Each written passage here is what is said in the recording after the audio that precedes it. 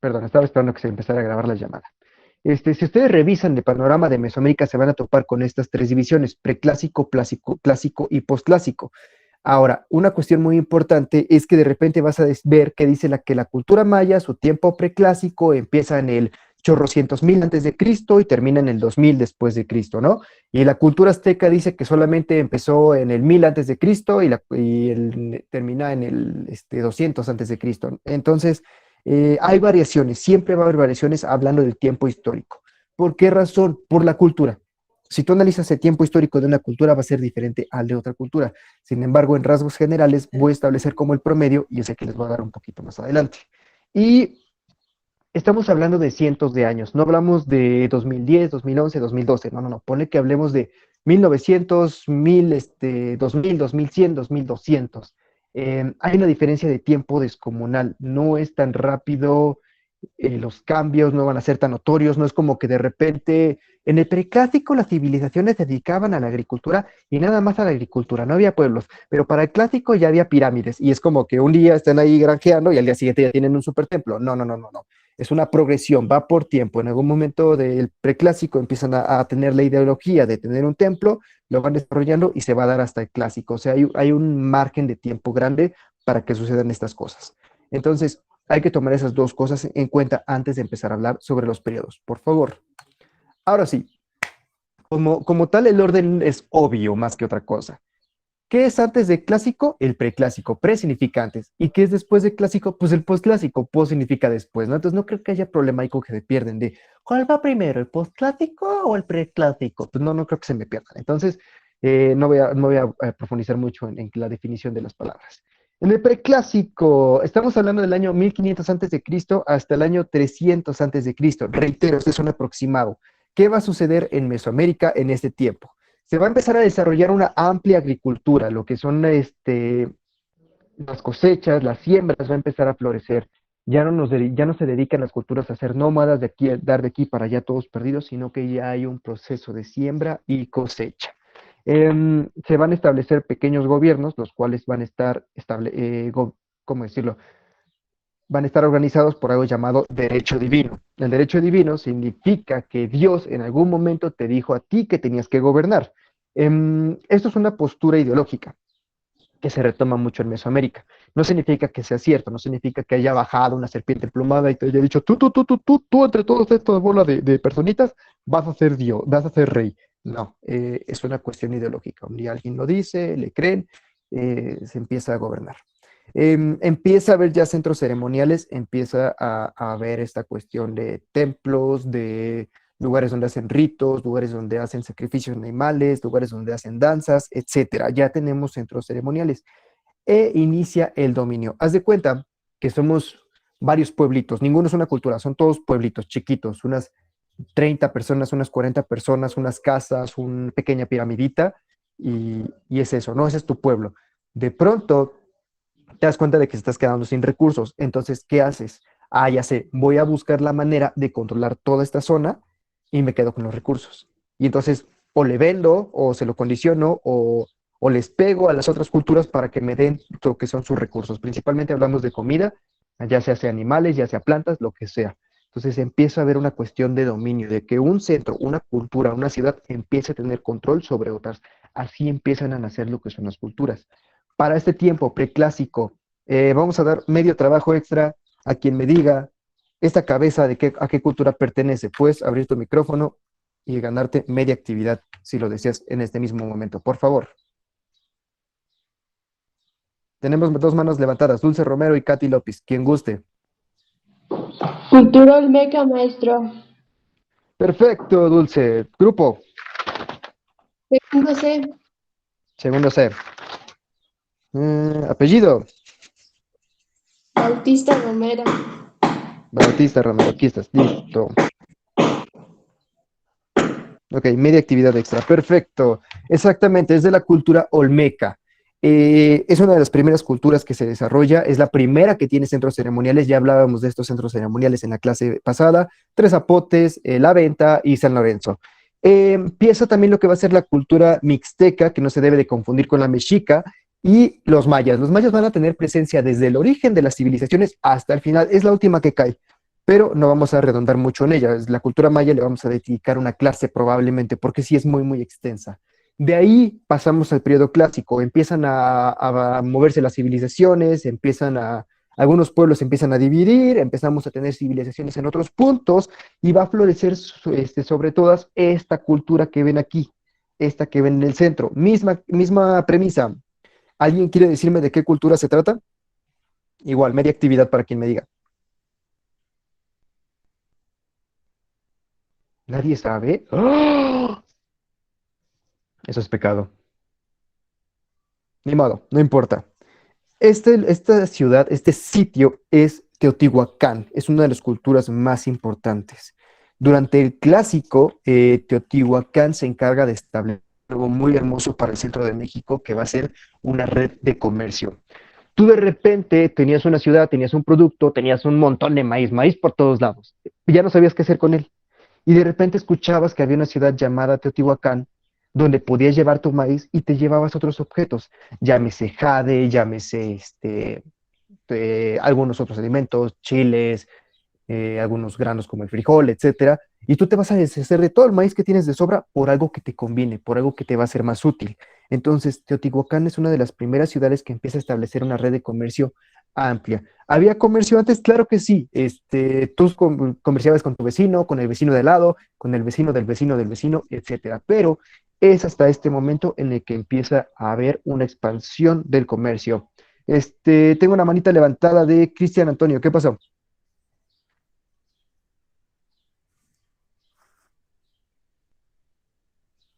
¿Nada? Bueno, cuidado con lanzar su manita por accidente o algo así, porque me nortea. Am, los teotihuacanos dominan el centro del Valle de México. Ellos van a tener el control del centro. Al sur van a conquistar básicamente los mayas y del lado izquierdo del mapa, ya digámoslo así para rápido, van a conquistar lo que son los zapotecos. Los zapotecos ya se los había medio mencionado en la clase anterior. Los mixtecos le brindan la oportunidad de empezar a desarrollarse como civilización. Los zapotecos se vuelven locos, se ponen violentos, dominan a estos vatos y se quedan con los territorios. Llámese Montalbán, llámese ¿cómo se llama? Mitla y las otras ciudades que ya tenían los mixtecos. Entonces, hasta aquí vamos con lo que son las características del clásico. Ahora vamos con el postclásico. Aquí sí va a haber un cambio muy importante en las sociedades. Durante el preclásico y el clásico, el que dominaba toda la sociedad era el sacerdote, la persona que le rezaba a los diositos, que hacía sus rituales, que hacía sus ceremonias, que hacía todo tipo de cuestiones que tengan que ver con ofrendas, ritos, lo que sea, era quien tenía el poder. Quien dice quién va a la guerra, quien dice si te casas con esta persona no te casas, lo que sea, lo decidían los sacerdotes. Sin embargo, para el periodo postclásico ya hay un poco más de conflictos, ya hay un poco más de guerras, ya hay un poco más de violencia en Mesoamérica, por lo que ahora quien va a tomar el poder van a ser los gobiernos militares. No significa que vaya a ser como que un general de guerra domina todo el territorio, pero sí que la persona que esté al mando tenga conocimiento militar, tenga conocimiento de la guerra, sepa cómo actuar durante una invasión, durante un ataque, etcétera. Por esta cuestión de que si de repente llega otra cultura, te ataca, te puede dominar y lo pierdes todo. Entonces, es importante para este periodo tomar en cuenta esta cuestión de que se convierte en un gobierno militar. También van a suceder varias cosas aquí. En el norte del país, hablamos de Aridoamérica, va a haber un cambio climático que va a hacer que haga todavía más calor del que ya se concibe.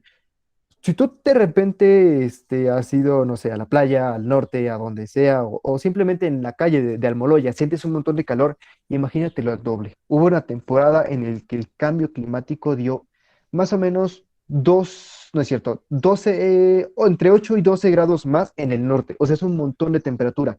Los pueblos que estaban ahí no aguantaron el calor, no era viable porque no había animales, no había plantas. Entonces, lo que procede es hacer una migración. ¿Hacia dónde vamos a migrar? Pues hacia el centro, principalmente hacia el centro. Y de ahí surge una cultura que después le va a dar un poquito de problemas a los aztecas, que son los chichimecas, pero eso es aparte. En el centro y en el sur se va a dar el abandono de las ciudades. Muchas culturas creen en lo que es un ciclo, un calendario o en un misticismo religioso que habla sobre que en algún punto su cultura llega hasta un auge, a un punto máximo y tiene que venirse para abajo para renovarse, para formar otra civilización, otra cultura. Entonces, la cultura teotihuacana, que en el clásico había tenido un esplendor súper impresionante, de la noche a la mañana desaparece. Sé que en el inicio de la clase dije que estos cambios no se dan de la noche a la mañana, que son paulativos. En el caso de Teotihuacán es algo sorprendente, porque imagínate que eres un maya. Un día llegas al mercado con todas tus piececitas de jade y dices, voy por unos kilitos de maíz, qué felicidad. Llegas, intercambias, te regresas a la zona maya, te acabas el jade en 3 días y dices, ah, no hay problema, me puedo regresar a Teotihuacán por más. Perdón, te acabas todo tu maíz en 3 días, regresas a Teotihuacán y la torre ya no está. O sea, desapareció. Llegas, están los edificios, sí. Está el lugar donde estaba el mercado, sí. Pero hay gente, no. O sea, está medio raro ese asunto. Hay una cuestión ahí con Teotihuacán muy interesante.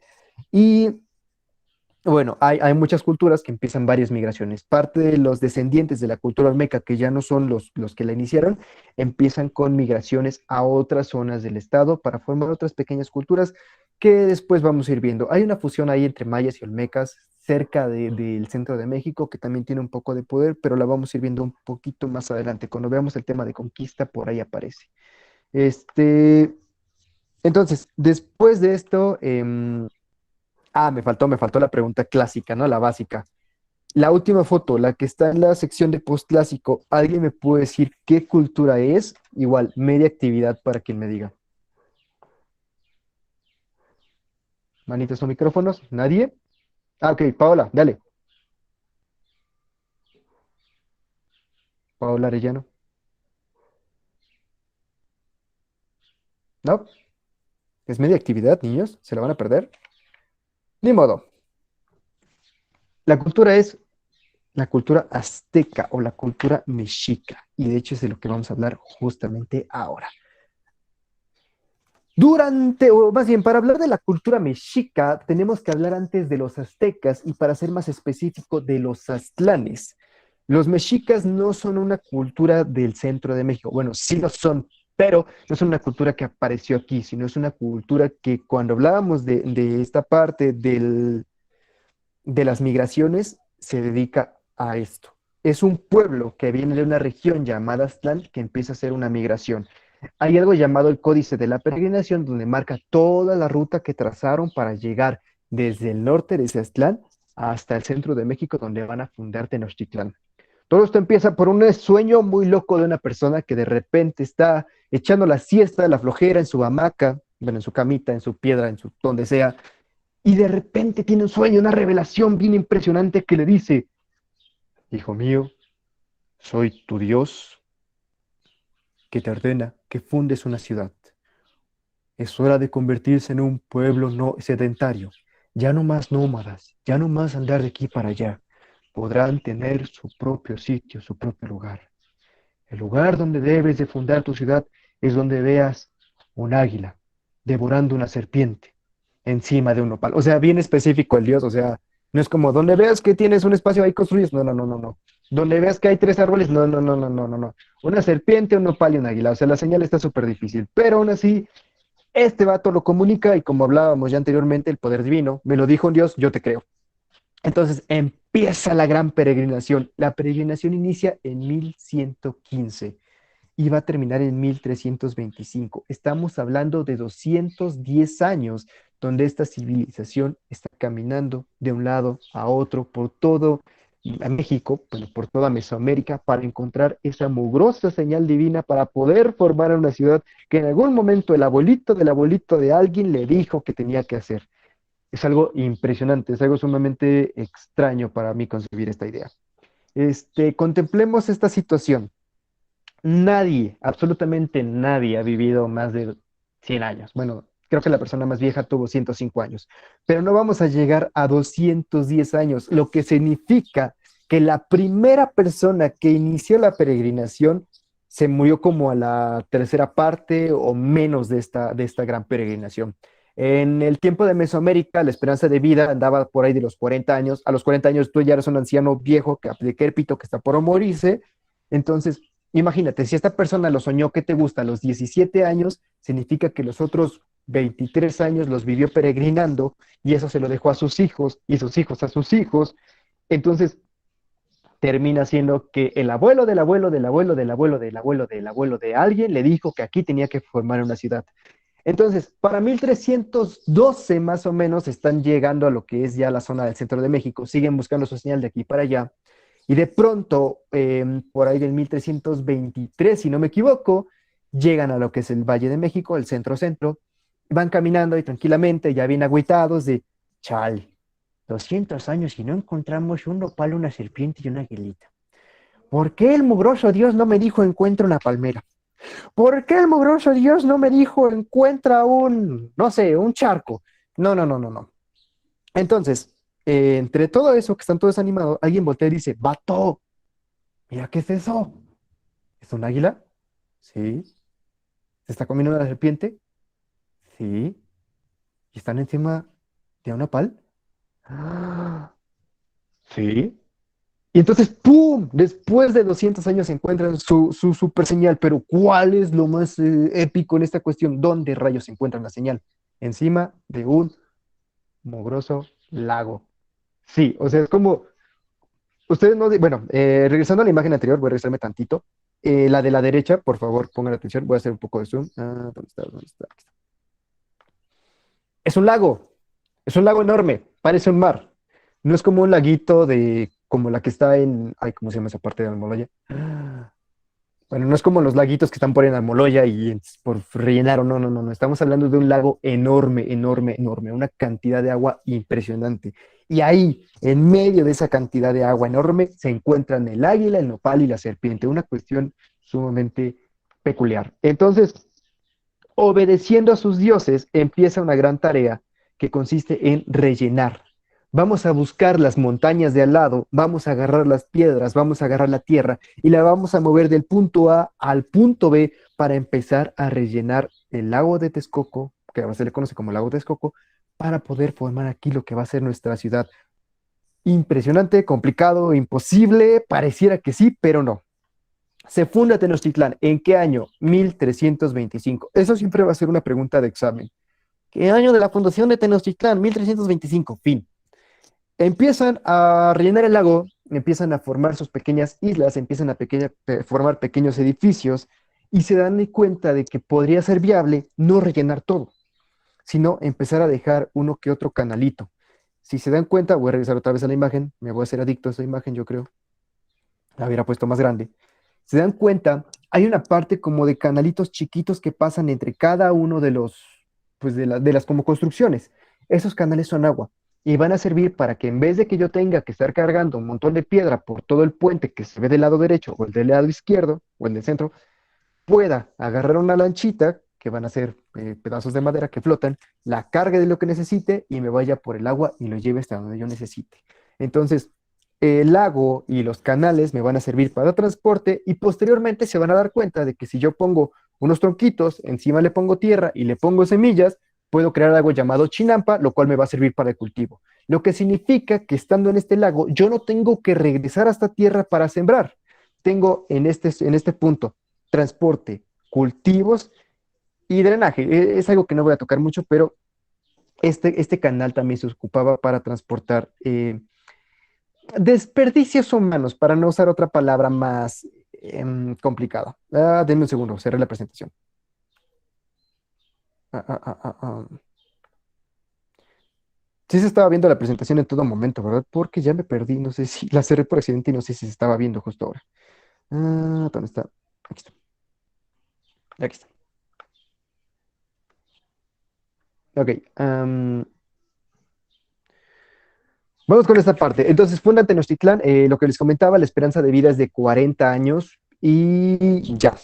De aquí ya vamos a empezar a hablar un poquito realmente de lo que va a ser Tenochtitlán, de lo que va a ser la formación de la ciudad y cómo rayos este grupito de personas que vinieron desde bien, bien, bien, bien, bien lejos se convierten en la ciudad más importante de Mesoamérica.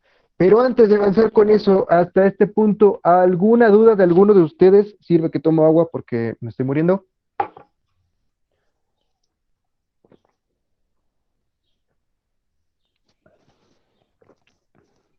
Creo que mi perro le tomó mi agua, pero No, profe, ups. por el momento ahorita no, ahorita sí he explicado bien.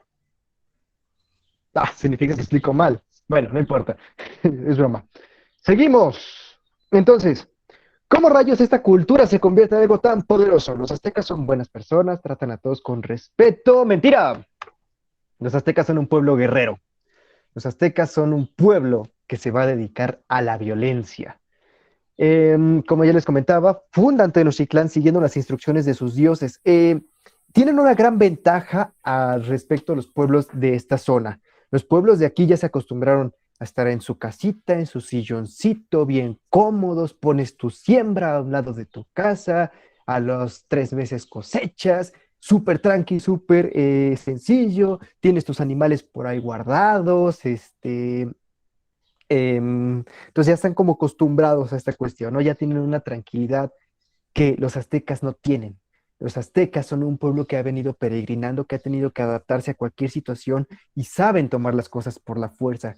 Entonces, estos vatos empiezan primeramente construyendo sociedad, rellenando, pasan las otras culturas. ¿Qué estás haciendo? Nada, aquí llenando el lago.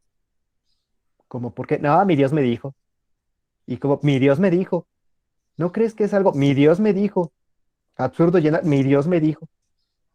Muy aferrados a esta idea porque pues, es una cuestión, visión divina. Y cuando van pasando las otras personas, cuando van viendo lo que hacen, se dan dando cuenta de dónde están sus territorios, de dónde están sus cultivos, de dónde están ellos, los otros grupos sociales que están en esta zona del centro de México. Em, entonces, una vez que ya empiezan a formar su ciudad, una vez que empiezan a tener Tenochtitlán, empiezan a atacar a los pueblos cercanos para imponer un dominio. Lo hicieron de una manera muy, muy épica y ahorita les voy a explicar por qué. A diferencia de otros reinos, de otras ciudades, como lo fue los zapotecos, ellos no dominaban un territorio y se lo quedaban, sino que los aztecas lo que hacían es, llego, les doy la golpiza de su vida a estos vatos y en vez de quitarles su terreno, los hago que sean sirvientes míos. ¿De qué manera? Te voy a conquistar porque te voy a cobrar un impuesto, o sea, un tributo, te voy a cobrar grano, te voy a cobrar alimento, te voy a cobrar joyas, lo que sea. Te voy a pedir soldados. Si en algún momento hay una guerra o algo así, tú me vas a tener que entregar soldados. Y te voy a pedir personas para el sacrificio. ¿A cambio de qué? Yo te voy a dejar ser autónomo. Tú, como tal, vas a tener tu civilización como tú quieres. No tienes que rendirme cuentas a mí. Si tú quieres, Ah, la presentación se trabó, deme un segundo, acabo de notar eso. Bueno, les sigo contando esta parte. Em, si tú quieres poner a un rey X, Y, Z, hijo del primo de tu amigo, puedes hacerlo. Yo no me voy a meter en tu forma de gobierno, yo no me voy a meter en cómo tú organizas a tu civilización. Sin embargo, sí me tienes que entregar un tributo. Además de esta cuestión de que tú te puedes hacer bolas con tu propio gobierno, también te voy a permitir entrar a mi red de comercio. Hablábamos hace rato, o más bien les comentaba, de que los teotihuacanos tenían una red de comercio grande, pues los aztecas comerciaban con todas las zonas. Si bien los teotihuacanos compartían con los mayas, con lo que queda de los olmecas y con otras tribus de ahí, los aztecas van a comerciar con culturas del norte, culturas del sur, culturas del este, con toda la zona. En cuanto se cargue mi conexión otra vez, una disculpa, les voy a poder enseñar el mapita de todo el territorio que tenían los aztecas para que vean, una cosa es la influencia y otra cosa es el dominio, o sea, el control que tenían sobre esos territorios. Em, ¿Qué es lo importante de estos vatos, de los aztecas? Una cosa es ya está, ya está. Ojo. Deme un segundo.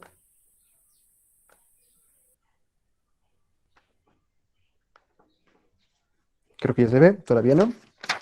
Ya. Perdón, regresamos a esta parte. Todo el terreno que ven ahí en color verde es dominado por los aztecas. Todo esto es dominado por solo una civilización. Habíamos visto la zona maya, o más bien ustedes habían visto en mapas anteriores que se les dejó de actividades, la zona maya, la zona de los olmecas, la influencia de los mixtecos, de los zapotecos, pero ninguna había sido tan grande como esta. La maya llega a un punto en el que se convierte así de grande también, pero no, la maya es muy pacífica. Los aztecas tienen una forma más violenta de conquistar. La maya más que nada tenía relaciones políticas, comerciales con gran parte de México, pero la azteca tiene un dominio. A este punto, a este nivel de dominio, ya nadie se mete con los aztecas. Ya nadie dice le voy a declarar la guerra a los aztecas porque sabe que va a ser una golpiza segura por todos los territorios que tiene. Ahora, una cuestión muy importante, y me voy a regresar otra vez a mi diapositiva favorita, es esta. Estás en un jodido lago. ¿Por dónde voy a llegar? ¿Por dónde mando mi ejército? ¿En un bote? Lo vas a ver. Bueno, no hay botes ni siquiera. En una chinampa, en una estructura de madera, flotando por el mar, lo vas a ver y le vas a aventar piedras y ahí se acaba. Caminando, me voy nadando, todas las personas ni siquiera van a tocar tierra en ningún momento. Entonces, ¿qué tengo que hacer? Pues irme por los caminitos de piedra, ¿no? Los caminitos que están ahí formados, los caminitos amarillos que se cansan a ver al centro, izquierda y derecha. Pero ¿cómo rayos va a ser? O sea, ¿los aztecas se van a dejar que lleguen hasta ahí? No. Entonces, dominar, siquiera pensar en atacar a la cultura azteca era una locura total. Nadie se arriesgó a hacerlo. Los tlaxcaltecas fueron una cultura que sí quería su autonomía, no quería pertenecer a parte de los aztecas, entonces oponían resistencia y si de repente fuera de su ciudad se encontraban con un batallón de soldados, pues atacaban, se quedaban con sus pertenencias, sus soldados para sacrificios, etcétera. Pero como tal, aventarse a atacar Tenochtitlán, no, era una locura total. Se vuelve mucho más fuerte la cultura azteca en el año de 1427, porque hay dos culturas en esta zona, que son Texcoco y Tlacopan, los cuales tienen problema con un enemigo más grande que se llama Azcapotzalco. Estos tres, Tenochtitlán, o sea, los aztecas, perdón, me voy a regresar tantito a un punto muy importante. Se les llama azteca porque vienen de Aztlán. El nombre es, bueno, el significado de azteca es los que vienen de Aztlán. Sin embargo, para este momento, pues Aztlán ya quedó muy atrás. Aztlán ya quedó en todo el recorrido, en toda la peregrinación, muy alejado. Cuando llegamos a este lugar, al centro de México, deciden cambiarse de nombre. En México, los habitantes de México, perdón, la cultura mexica, los habitantes de lo que es México, porque pues ya no somos aztlanes, ya no somos aztecas. Entonces ahí está el cambio de nombre, porque a veces dicen, profe, es que una es la cultura azteca y otra la mexica. Sí, son diferentes, pero la importante es la mexica. Discúlpenme, yo estoy muy acostumbrado a llamarles azteca por comodidad, pero realmente es la cultura mexica, también conocida como pues, la cultura de Tenochtitlán. Entonces, tenemos la ciudad de Tenochtitlán, la ciudad de Texcoco y la ciudad de Tlacopan, las cuales se unen para derrotar a su enemigo en conjunto. Haz de cuenta que es tú, tu compañero chaparro y tu compañero más chaparro contra el más alto del salón. Sabes que no le vas a ganar solo, pero entre tres chaparros, dos le pegan a la rodilla y uno al estómago, ¿no? Por ejemplo, es un ejemplo nada más. Se unen, derrotan a Azcapotzalco, incrementan su poder. Azcapotzalco se rinde ante ellos, le quitan dinero, le quitan recursos comerciales, le quitan soldados, le quitan mujeres, le quitan muchas cosas y se hacen cada vez más y más fuertes. Una de las cuestiones principales también de los aztecas es su estructura social. Era muy firme, no era como las primeras civilizaciones que nada más era como Dios me dijo que yo gobernara, pues ahora sí a ver qué hacen los demás, pero pues a mí ya me eligió Diosito, lo siento por los demás, bye. Esta estructura de los aztecas va a responder ante algo, el Tlatoani, una persona que tiene que tener un conocimiento tanto teológico, o sea, ese de los dioses, tanto militar, o sea, ese de la guerra, y un tanto social, saber ver qué es lo que necesita tu pueblo para abarcar esa área. A esta figura, a este líder, se le va a llamar Huey Tlatoani o simplemente Tlatoani. Es la persona con más poder dentro de todo lo que es el Imperio Azteca. De ahí sigue lo que van a hacer los sacerdotes, que son los que se encargan de los rituales, de los sacrificios, de hacer todo tipo de eventos. Los consejeros, que van a ser los que eligen a lo que va a ser el Tlatoani y van a apoyar a tomar decisiones al Tlatoani. Y los nobles, aquellas personas que por alguna razón supieron invertir sus recursos para generar mucho dinero y aportan una gran cantidad al Estado, tienen un poder, tienen cierto poder, tienen como que ciertos privilegios. De ahí siguen los jefes militares, dentro de lo que es el ejército, las personas con más poder, más fuertes, que han tenido más victorias, que han traído más cabezas enemigas, etcétera. De ahí los comerciantes, personas que van de aquí para allá, o que tienen una cantidad de productos alta que pueden intercambiar. Luego siguen los campesinos y los artesanos, o sea, los que se dedican a cultivar, los que se dedican a generar figuritas, a generar bisutería, joyería, etcétera. Y hasta el final van a ser esclavos, que principalmente van a ser o gente que hizo algo en contra de la civilización de Tenochtitlán o gente capturada de otras culturas. un punto muy importante de esta estructura social es que incluso la educación se va a dividir. Si eres comerciante, hijo de comerciante, campesino o artesano, vas a ir a cierta escuela que nada más te va a dejar en ese nivel. Y si eres hijo de militar, por ejemplo, vas a ir a una escuela que está en otro nivel. Y si eres hijo de sacerdote, bueno, si quieres dedicarte a sacerdote o guerrero, pues vas a una escuela que son por niveles, ¿no? O sea, no es lo mismo. Mm, ¿Qué más? Ah, es muy importante ese datito. Con toda la población que se junta, estamos hablando de unos 200.000 habitantes en todo lo que es Tenochtitlán. Incluso Europa no tenía tantos habitantes para este año. O sea, la cultura azteca fue enorme, tanto en estructura social, tanto en estructura económica, tanto como lo quieras ver, es enorme, pues. Em, hay algo que les quiero comentar casi del inicio, pero siempre que lo recuerdo se me está olvidando. Los sacrificios no es algo malo. No me refiero a que sacrifiques a tu vecino, primo, hermano, perro. No, no, no, no, no, no, no. Aquí sí es malo. En la cuestión histórica es una visión cultural. Yo no te sacrifico porque sea malo, porque me guste la sangre, porque, tripas, qué bonita. No, no, no, no, no, no. Tiene que ver con la creencia ideológica de un Dios. Así como, no sé, los católicos actualmente dan su diezmo, su limosna a la iglesia, en este momento agradecer a los dioses era una cuestión de sangre, una cuestión de sacrificio. Si tú como guerrero eras uno de los mejores, llegabas a cierta edad y seguías vivo, se te daba la opción de ser sacrificado ante Xipetote, Huitzilopochtli, que son los dioses de la guerra, y es un honor. O sea, tú no lo ves así como de, ay, no, me van a sacrificar, ¿por qué? Yo quiero tanto a mi familia, quiero tanto a todo el mundo. No, no, no, no, no, es como de, ¡oh, la madre! Me van a sacrificar a mí. O sea, entre todos los guerreros que hay aquí, me eligieron a mí. Soy el número uno, soy el mejor de todos, todos son inferiores a mí, porque yo voy a ser el que se va con el dios de la guerra. Desde allá arriba los veré cómo se matan, cómo se caen en los campos de batalla, pero yo soy el elegido para estar con mi Dios. Entonces, es una cuestión más cultural. Lo ves como algo grato, lo ves como algo bueno en vez de verlo como algo malo.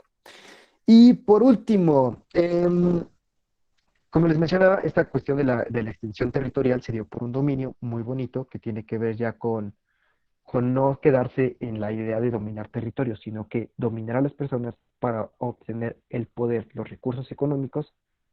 Esmeralda, supongo que es mi conexión. ¿Me pueden confirmar los demás si no se escucha bien?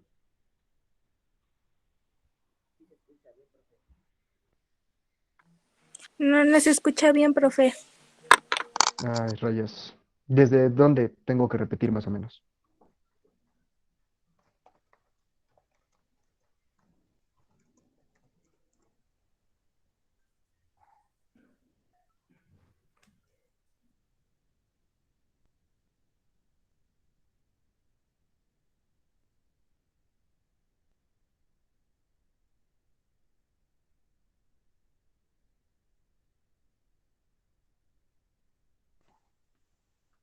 Muy bien. Parece que sí me escuchan. Tal vez será más tu conexión que la mía. En todo caso, si sucede algo así, es necesario que me lo digan en el momento para yo verificar algunas cuestiones, parámetros, para ver si todo está bien. Entonces, estábamos con lo último. Ay, me perdí. Me cuesta a veces recuperar el hilo. Bueno, entonces, esta cuestión de que no van a controlar sin militarmente, sino de una manera más silenciosa. Te voy a quitar recursos, te voy a quitar dinero, te voy a quitar tropas por protección. Es un punto muy gracioso. Ya me acordé que aquí iba. Es un punto muy gracioso. Si yo, la cultura azteca, tengo dominio de todo este territorio, ¿quién rayos te va a atacar? Yo mismo. Entonces, la protección que te ofrezco, el hecho de que yo salte por ti si alguien te ataca, es solamente ficticia, porque la única persona que te podría atacar, que tiene el poder para atacarte en esa situación, soy yo. Bueno, no yo, los aztecas, pues, bueno, los mexicas, perdón. Entonces, es una cuestión un poco graciosa, pero que funcionó para tener control dentro de lo que es el imperio mexica, azteca, Tenochtitlan. Próxima clase vamos a abordar ya lo que es la conquista. Vamos a ver la decadencia de la cultura azteca hasta la conquista. Eh, Podría ahorita indagar, bueno, darles un poquito panorama de algo que me gusta mucho a mí de la cultura mexica, azteca, de la Triple Alianza en general, que es las Guerras Florida, pero no sé cómo. No sé si ustedes lo quieran escuchar o si ya fue mucha información para ustedes. En la clase de ayer me pasó que di un poquito de información de más y mis pobres alumnos ya estaban como de, es mucho, no proceso. Entonces, es un dato rápido, no sé si ustedes lo quieran o lo dejamos para la siguiente clase. Rápido, alguien dígame.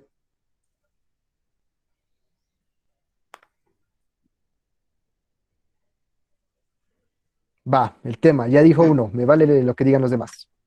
Es rapidísimo, algo bien hermoso llamado Guerras Floridas.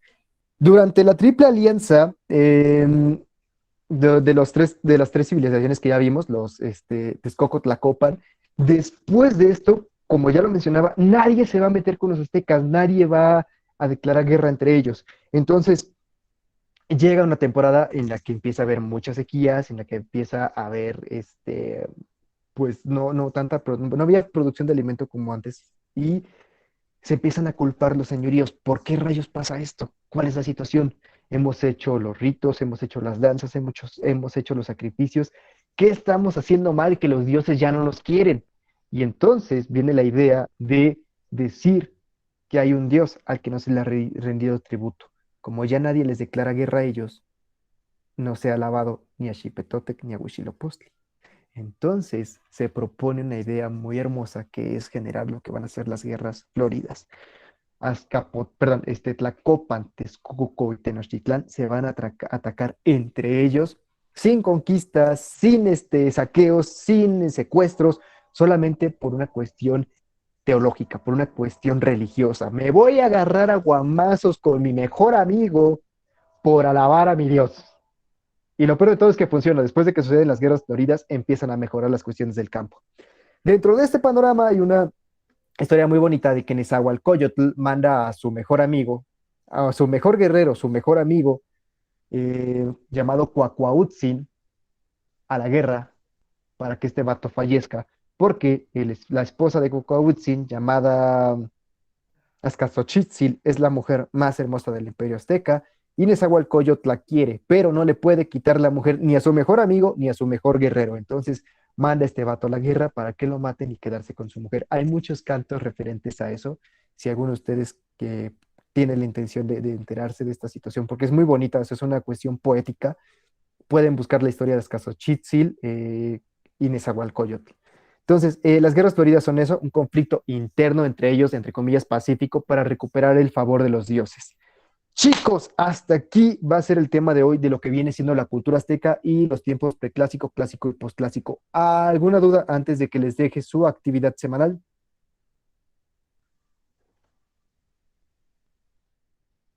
No, qué bueno. No, profe. Perfecto. La actividad semanal está súper sencilla. Les va a tocar hacer un dibujo de la parte que ustedes quieran del tema de lo que es mexicas, aztecas, Tenochtitlán, como le quieran llamar. No, ahorita no me metan preclásico, clásico y postclásico, eso ya lo dejamos un poquito aparte, pero lo que sí me importa es lo que vimos esta semana. Por favor, un dibujo de la parte que más les haya interesado del tema. Creo que no se los comenté la clase pasada.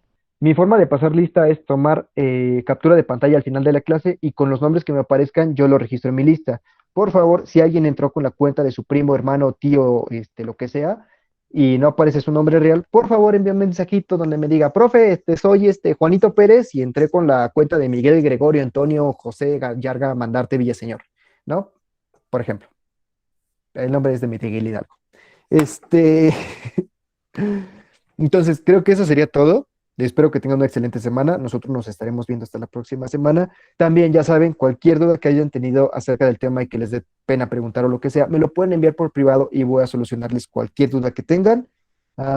Comentarios acerca de la clase igual y creo que sería todo.